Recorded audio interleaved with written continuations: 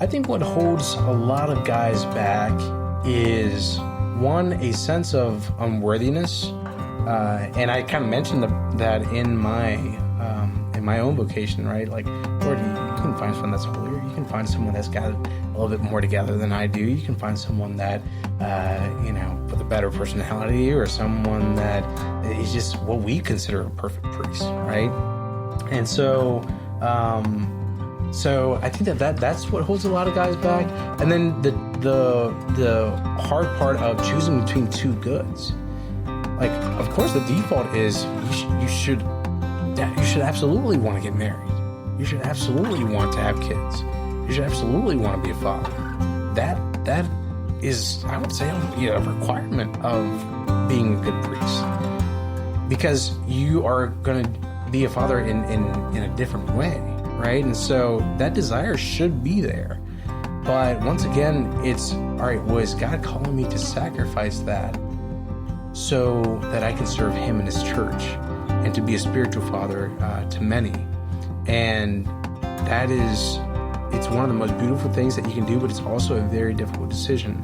And so anyone in high school, anyone in college, any young professionals that males that may be single, if they're considering it, I think don't be afraid of that, right? Know that that's fine, and that's a good thing that you want.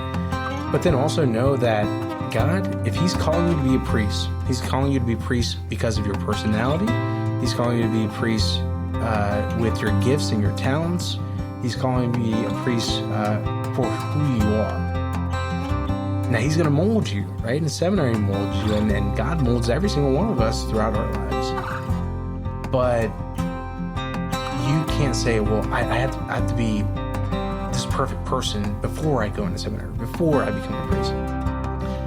God works with us throughout our entire lives. There's things I have to work on right now.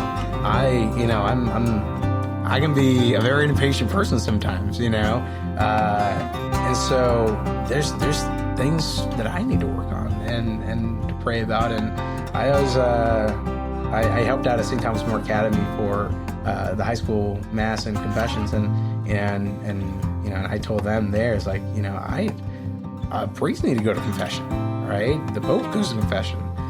We're not perfect angels that cookie cutter and just come from a factory somewhere. It's men, good men, that want to serve God and his church. I didn't say perfect men. I didn't say the holiest men. I didn't say the most qualified men. Good men that want to serve God and his church. And that's a very, very important key there.